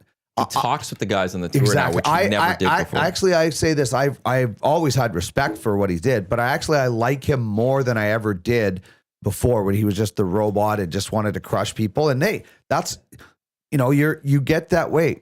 Connor McDavid has been in the spotlight his whole life almost. Yeah. You get to that point where you become a little bit robotic, and then you get older. And like, I think McDavid, his personality is like way better than it just comes out. It becomes natural. And same thing with Tiger. He's less robotic now, and I think he's more identifiable with, like, when you see, like, the other day his kid hitting a hole in one and he wasn't even there and he's jumping around. Like, You would have never seen Tiger Woods doing that unless Fair. he did something back in the day. That's fair. And then joked with his kid that he owed the Yes. drinks. You're owing rounds. And he's like, I don't have any money. He's like, oh, too bad. Well, he's like, I'll wire you some. Okay, this text comes in, says, isn't there also a female pro golfer who's always in trouble with the league or association or whatever because she has a huge following online and because she posts videos of her swinging clubs without a bra on or something? That's, I think, Paige Sporonic. She's not a PGA member, is she? No, she She's was not- from Barstool. Yeah. And then separated from Barstool, not like a divorce or anything like that, but I think just went off on her own. Yeah, she was a really good golfer. I don't think she ever made the I don't think LPGA so. or anything like that, but she did develop and build up a huge following. She's very attractive. Very attractive. And a very good golfer, and a too. good golfer, and she would wear like sexy things Sure. and golf. And I'm not gonna lie, She I would went watch to- her videos. Why I don't see there anything wrong with it. It just wasn't like she was topless or she had bottoms But on. it- she just looked attractive. She And played Div 1 college. Yeah, and it rubbed people the wrong way, and it created Yeah, controversy. those are the but- same people that don't think you should wear shorts on a golf course too, probably. right? Yeah, exactly. And So she they got was rid- part of the Cactus Tour, which was an unofficial development golf tour. Yeah. Yeah. In the But Southwest. she would be, and she would get modeling contracts course. and do interviews and this and that. That's just jealousy, people not I liking think that. there was some resentment involved in that for It sure. is. But yeah, She wasn't walking around the golf course in a bra and panties. She had clothes on, man. It was like silly. It was just jealousy of this really Yeah. attractive woman who's good at golf? who's good at golf. and took advantage of Oh it. my God, you're a terrible person. Yeah. Like, August 2016, she tried to compete for her first LPGA qualifying tournament, but didn't earn a card. Yeah. And then, according to Wikipedia, in 2022, discussing Marshall football's upset at Notre Dame, she joked, quote, Notre Dame is as bad as I was playing professional golf. there you go. So at least she has some humility too. Yeah, and she went through Self-deprecation. imposter syndrome and had like a nervous breakdown or something like that. Had to get some therapy because of her fame and people calling her like a fraud because she was never a pro golfer. She seems like a nice girl. And Yeah, there's zero, like her videos they also have some energy. She's good on camera. Yeah. She's clearly like, she do trick shots. I and just stuff. don't understand I do understand. It's jealousy. It's just petty jealousy. If, oh, I don't like this girl. Oh, how come? She's good looking and wears attractive clothes and she's good at golf. Yeah. Yeah. I think you have more of a problem with yourself, man. You got to go get that checked out Yeah. because that's just silly to not like someone like provocative. Okay. Maybe if you're think that everything should be buttoned down, that's the only thing I could see that she's doing wrong. Yeah. Anyway, I know who you're talking about. I know, but it's not like it's a little bit. She's not a actually little a bit tour different than player. Bryce. Yeah, Yeah. exactly. Bryson is that he's won, he's successful. Yeah, Bryson can say, "Oh, you don't like what I do, but look what I've won." yeah, exactly. Right? Like, I've always said this: if you could make birdies while standing on your head putting, you do it. Sure. If golf is like, look at the weird grips and different things that people have in golf. You have your own little idiosyncrasies, and you just go after it. And if you could do it one way and it works, then you're going to do it. Another text says Bryson has made me like golf more. Yeah, I know, Maddie. I'm with you. The Sony Open has gotten underway. Myself, Jay, and Reed, we've each put in $50 into an account. We're putting, at the start of the tournament, each of us is going to put $3 on one golfer. And then we have $1 that we're going to put on a long shot. We kind of went with a little bit too much of favorites this week. But like I have Henley, who if the $3 will win us 60 some bucks. Nice. We're going to see how we can do this year I wonder- in the golf year. I wonder how the PGA is feeling. I mean, Tiger they just had this event while there's a tournament going on, right? Well, so like these guys, it's designed so like because that event's on Tuesdays. So this event, like today's Sony Open till Sunday. So like it's work. It's Oh, to it's in work- conjunction, it's so they- work- it's- okay, that's think what they I was built wondering, It because like and the teams. I think thought they have- maybe these guys were going to miss the Sony Open because No. they were at this event. Well, the Sony Open's actually really a weak field this week. So there's not a lot of guys of TGL that are Okay. in this, But they are But designed there's so like they teams can- are yeah. 4, I believe. Yeah. And only 3 play. So I think it works even better so that they okay. can rotate a little bit more. Yeah. But that's why it's like the PGA Tour is basically the US.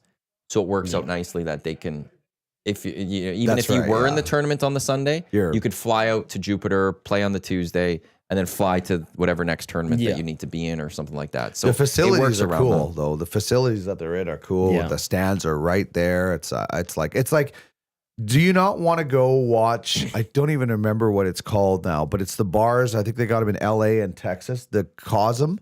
You heard of Cosm, where it's just a giant screen? Yes, where it looks like you're there. It looks like you're there. Those look cool. I think there's only one in LA and there's one in Dallas. Is there one in Dallas too? Yeah, and that is when they're at those football games, it looks like you're sitting in the end zone. That is super neat. And like I've seen those. it's Yeah. so amazing. And like I remember when like virtual golf came out, I'm like, what? Are you kidding me? This is the greatest thing. It just keeps getting the sport fan is the biggest benefactor out of all this stuff, of all the amazing things we're getting with technology. And that Cosm bar is like, oh my goodness, I couldn't believe how amazing that looked. Like soccer, football, whatever you want to do. Portions of this hour of the EST Hangout, they are brought to you by the High Product Marketing, official merch partner of Edmonton Sports Talk. Promotional products that bring the buzz. Check them out, thehighproductmarketing.com. I think the first time I saw that it was it Manchester United Liverpool? I think they played and they showed it there. And it was like, it looks absolutely unreal, and like that you've paid for the amazing seat. So I'd like to see what a whole game looks like. Like, how many times do they switch angles? Because like 5 cameras is in that the what it is? stadium. Yeah. Okay, because like it's like I don't want that. Like if they're playing at the other end, I don't want to be in the end zone. So like, how does I think that it's all play designed out? like they take these cameras, and that's why they only do like a specific game, right? Because they send all their cameras to say Kansas City, and then they set up and This has to be like an 8K camera too, hey? oh yeah, it's got to be ridiculous. What was it called again? The place? Cosm, I think. COSM.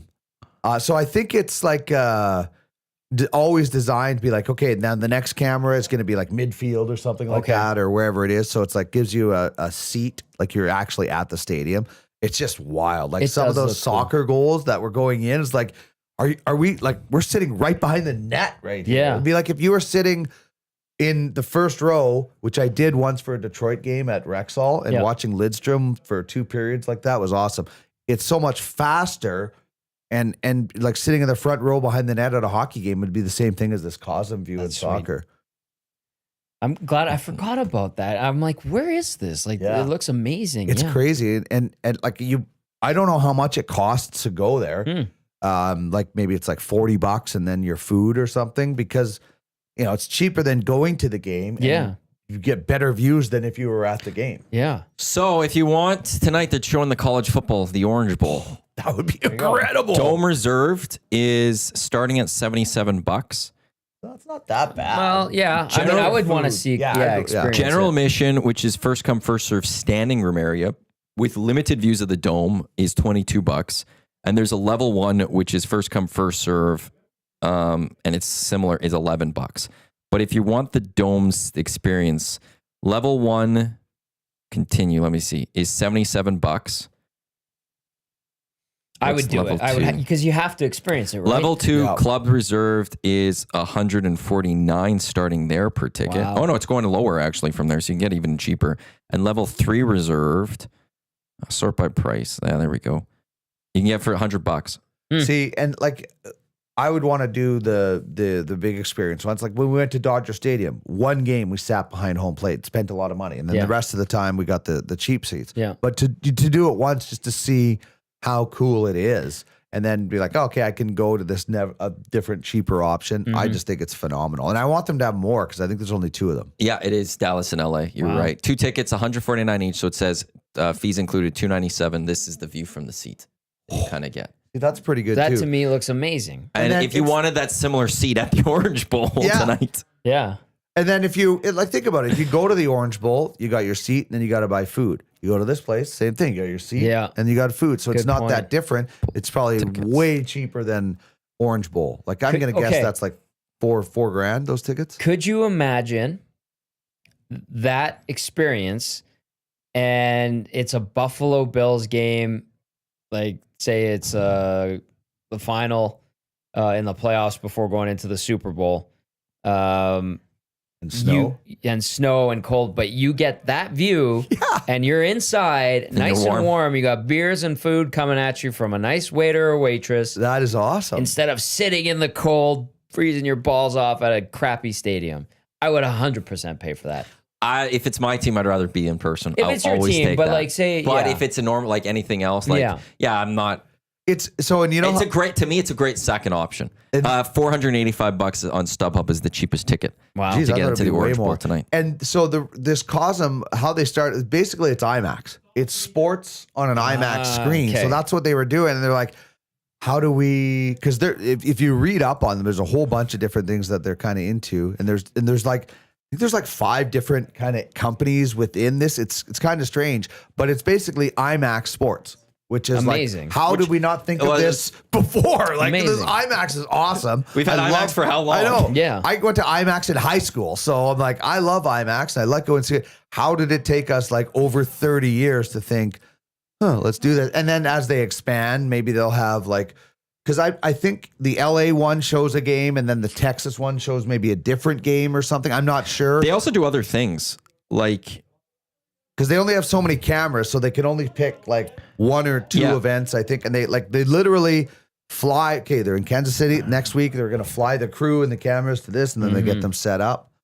well, they'll do like, I'm just seeing the schedule here. Like, it's not even just sports they do there. Concerts. There's some art immersive thing that's happening this morning. It's called Orbital, which looks like you're seeing the globe. Yeah, And things like that. So like there's a Cirque du Soleil that's happening inside there.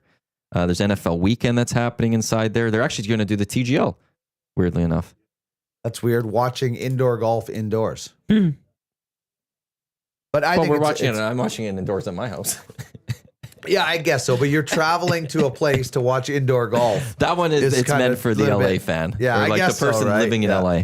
Although that was Team LA taking on Jupiter. Yeah, so maybe to LA's debut. I think early this week I would feel like I'm going to be Team LA Like in the TGL. Here's my question. Let's go, boys. If the Oilers go Great on another colors. run again, Oh. what if the like TELUS World of Science or something decided to put the games or wherever the IMAX is in jeez. Edmonton? Like, isn't that a cool thing? Like, I hey, would we're think gonna so. open our doors and show the game on the biggest screen you can find in Edmonton. TELUS World of Science, if that you're going Connect with, that. with this place. Yes. If they already have the cameras, get the feed from Hey, them. And Exactly. Guess who would want their piece of the pie though? the Edmonton Oilers. Of course. But But they do it. But here's like they do it with the NFL. They do it with all these. Like there's got to be a way. can you yeah, not exactly. like? Here's what I understand. I don't think you'd have to be with the Edmonton Oilers. I hope not. Well, but like you how could do I just know say they it's would. just a hockey party. It's just a hockey watch right. party. How do- The Yeah. amount of times we were at Alibi, they Great weren't place. part of the Edmonton Right. Oilers. like it's people like your Thankfully, people they're are not being around promoted. anymore. So I think there's got to Still be have some nightmares sort of way about of that They doing place. it. tore it down.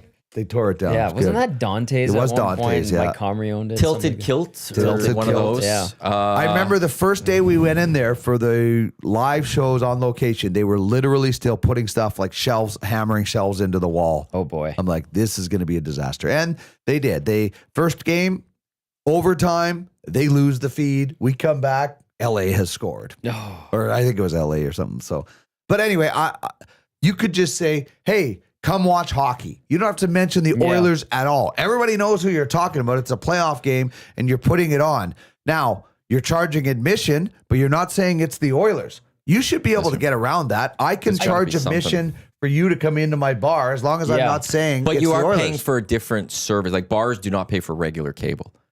It's way more expensive. And it's based off, I think, your fire capacity. Yeah. So okay. That's what like it's And the how many fine like is, I I think think- with Shanks, like that was one of the things that always was going to hurt Shanks was like that it's such a massive place that their TV would have been expensive. yeah. And that is the thing. So you might have to, if you're charging, I wonder if you could say, bring a like non-perishable donation. So then you're not charging. You're still raising money for the food. I don't know. Tell us World of Science. I'm giving you free answers here. Yeah. So I just think hockey on the biggest screen possible is awesome. I think that would be amazing. It's why everybody watches the video board whenever you're in a rink. Like Yeah. at Silent Ice Center and the kids get out there, they're watching. The coach has to tell them to get out on the ice because you get locked into it, right? So Yep. when we're doing a game, that's the giant monitor that we use. And so an IMAX game, man, I cool. think it would be cool. And you know, maybe that is in the works or not, but like I have to think these cosms are going to pop up more than just LA and Texas. Like, why wouldn't you go New York? Kind of weird, right? Yeah, Texas. I Maybe mean, they have a New York's different. They're just Real they do estate's their own tough. thing. Yeah. Real estate must True. be very difficult. Like Yeah. to just New Jersey, plop I something bet like you that. there's something. Oh yeah. Nobody's going across the river though. Nobody's going to Cosm, Jersey. Yeah, exactly. What is that? Is something Hey, I happening got in a New ticket York? for Cosm. Where is it? Jersey. No way, I'm good. man. I'm not doing I that. think they're adding a casino in New York somewhere, and it's like a big deal. Really? I think so. Trying to remember if I recall that correctly. Okay, the reason why I bring up the whole they want their piece of the pie because they do, and Sure they're very they do. aggressive that way. Having worked for them, I know, and I still know. But listen, I think it was Arcadia in their old location. Darren can confirm or not, but they had one screen in there, I believe, and they were going to show the game, and they were advertising like, "Come watch the game here," and they had drink specials. And because they didn't carry the same beer that is carried at Rogers. Oilers called them and were like, you can't. Well, the issue with I remember that one was they said they used the Oilers trademark. Oh, really? Okay. And that was the thing is the Oilers were protecting their trademark, and okay. it was the Oilers were used for that. And bars like the Burros and stuff, they do pay big money Sure, to the yeah, yeah. Oilers to be the official bar of I get it. one of the bars Yeah, of the Edmonton okay. Oilers. That's why you have Because to I just say remember, hockey, I remember Yeah. that story because we talked about a 12-16. I defended the Oilers to agree on that one because it was a protection of trademark. Yeah. that and, I understand. But and that's why like, you hear hockey watch party. Yeah. Yeah, instead unless of- they are officially connected with That's the Oilers right. or somehow connected with Molson Coors. Yeah. Same because with with the- them you could get around it too. I think it's the same with some transit too. Like if you're official bar of the Oilers or the Elks, Yes. even maybe you can get on a bus. You can go to the game, go have a beer and meal at the restaurant, jump on a bus to go to the game. I know a lot more for the Elks does that. I don't know Yeah. if there's as much for the Oilers, but the Elks certainly have like fan buses, which is great, man. Like they lost a lot of those. They need to bring them back. they don't have as much anymore. I haven't Oh. seen the cheese wagons parked on the north side of the lot I in a loved long it. time. Like me and my buddy would be like, hey, we're going to go to a game. We don't want to drive. We don't want to take the LRT. We want to have a couple of beers and some food. This is the perfect thing. It go is, eat, yeah.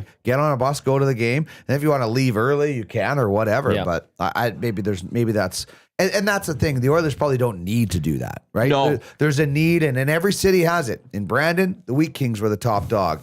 In Red Deer, the Rebels are the top dog. In Calgary, it's the Flames. So whatever the top dog is, they don't need to work because everybody else is working for, or everybody wants to be Yeah. you, right? Yeah. I found the article. It was the Oilers special they called it, which had a Yellowhead lager, and it even said during Oiler games. Yeah. So that's and then a I think with the no-no, Oilers, That's a and no-no. I understand why, like the Oilers, if they don't do anything about that and that gets out, I can understand bars sitting Yeah. there like, we're paying you You're how much protecting, money, yeah. and Another bar is saying, doing yeah. this, and they're not paying you a dime. Why would we pay you a dime? And Fair. the Oilers then had to go like, you have to protect your trademark. But yeah, and so you just have to say, you just don't ever use you could do that with Oilers. Edmonton. Yeah, Yeah. just You could have hockey said the watch Edmonton, party. the Edmonton hockey Well, special we or did something that like for that. the flyaway to LA. Absolutely. That's right. Exactly. That's what I mean. Absolutely. There are ways to certainly get around it. You will notice it over the course of this upcoming month. There'll be places that say, "Come watch the big football Yeah. game here Well, at our that's- bar. that- I was Come watch asking- the big game with us." I was asking that summit. I'm like, do you guys have to get a package? And they were talking about it. We're like, how expensive it is for restaurants Wow. to get like the Sunday ticket or Yes. any of the NHL, any of those packages. You pay based on your capacity, right? And it gets really, really expensive. And they can walk in at any time and shut you down, right? Like it's wild. I had no idea. It's But a very different world. It's the team protecting their brand and protecting their clients, right? They don't want Joe's Place to be showing the game and advertising Oilers when the brew house is paying thousands of dollars a year for it. That's the big one for me. It's the fact there's other businesses that are giving. If it's just the Oilers protecting Yeah. themselves, like that's one where sometimes It's you're like, no- you're the big dog, just back off. Yeah. Like, it's not a big deal. We stream our games. Yeah. People pay to watch those games. So we're not going to let somebody over here stream to YouTube at our JPHL games. Right. It's the same thing because that is a Property. moneymaker for Yeah. you, right? So it's I get the Oilers in that regard. But yeah, businesses like I don't know if could the IMAX just say, come watch hockey. Yes. It's spring, everybody knows, come watch it on the big screen. I think that would be an amazing place to watch a game. I agree. We just got a couple minutes. What's up next for you?